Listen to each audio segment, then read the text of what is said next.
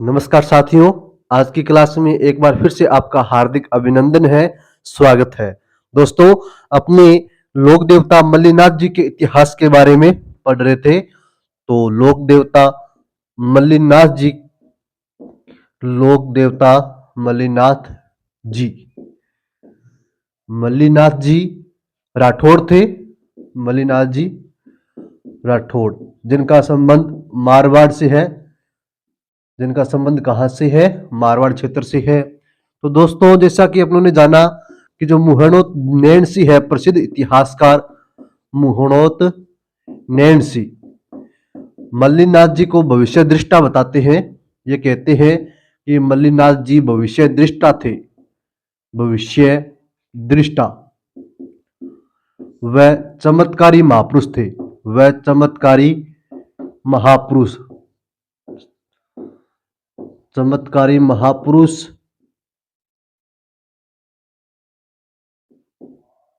जिन्होंने बताया है मल्लिनाथ जी को प्रसिद्ध इतिहासकार मुहणोत नैणसी।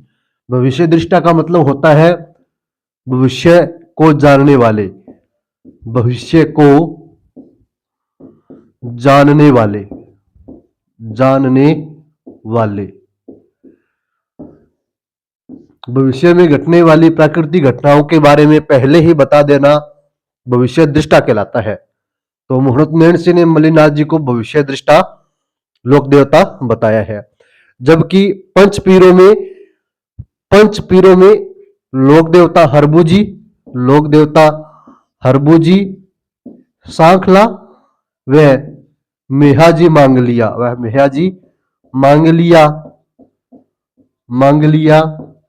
भविष्य दृष्टा चमत्कारी व वचन सिद्ध महापुरुष कहलाते हैं। हरबूजी को शकुन शास्त्री कहा गया है। हरबूजी को क्या कहा गया है? शकुन शास्त्री। शकुन शास्त्री का मतलब भी ये होता है कि भविष्य को जानने वाले। भविष्य में घटने वाली वे प्राकृतिक घटनाएं जिनके बारे में पहले ही बता देना शकुन शास्त्री कहलाता है। शकुन शास्त्री का ज्ञाता कहलाता है। तो शकुन शास्त्री के ज्ञान में क्या आता है? भविष्य में घटित होने वाली घटनाओं के बारे में पहले बता देना। तो दोस्तों, मल्लिनाथ जी की जो पत्नी है, मल्लिनाथ जी की पत्नी जिनका नाम था रूपादे, जिनका नाम क्या था? रूपादे। इनकी प्रेरणा से मल्लिनाथ जी सन 1389 ईस्वी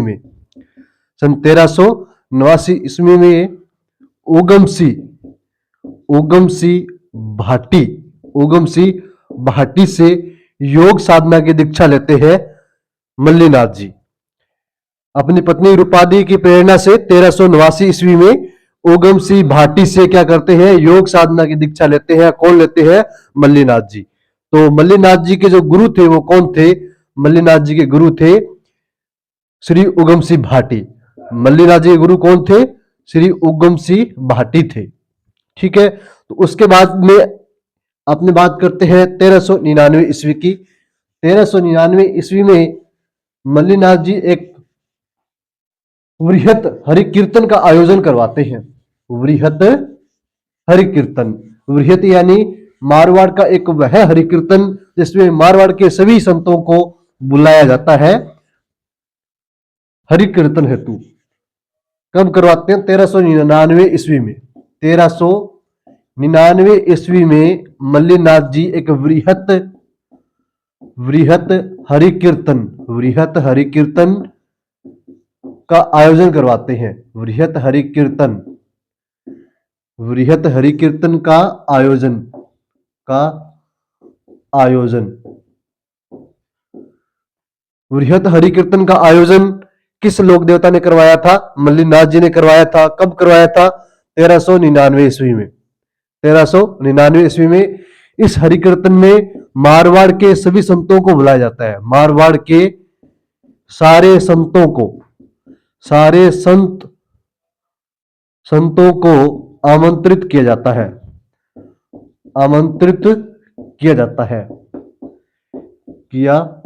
है। इसी वर्ष में 1399 ईस्वी में चैत्र शुक्ला द्वितीया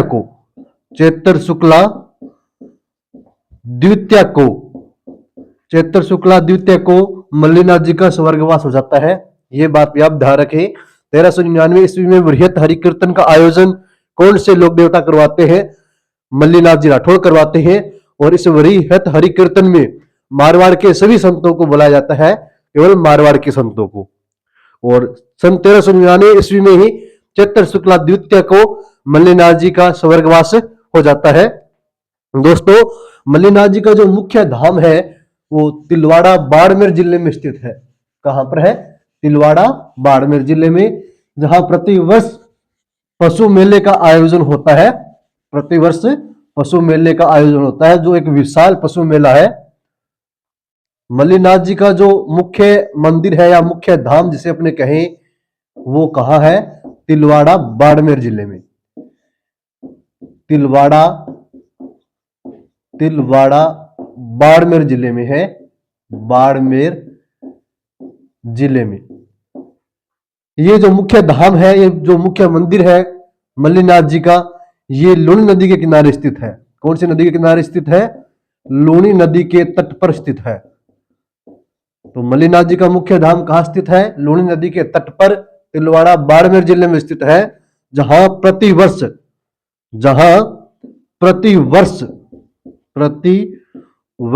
चैत्र शुक्ल, माफ कीजिएगा, चैत्र कृष्ण एकादशी, चैत्र कृष्ण एकादशी से चैत्र शुक्ल एकादशी तक, चैत्र शुक्ल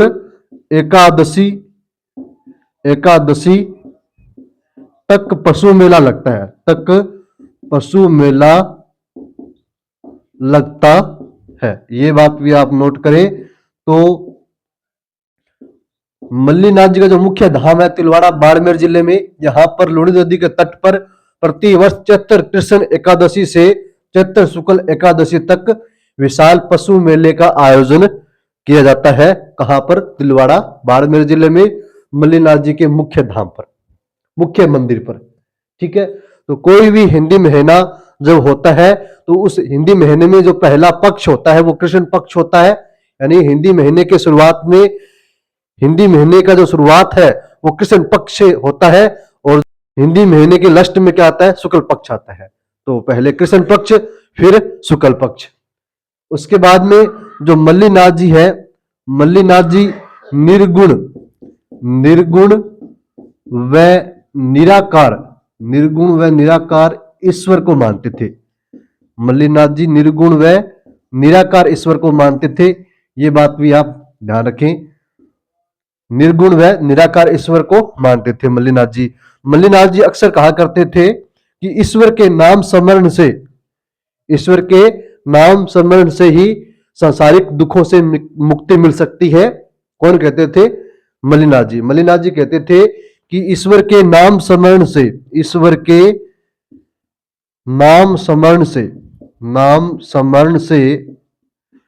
सांसारिक दुखों से मुक्ति मिल सकती है।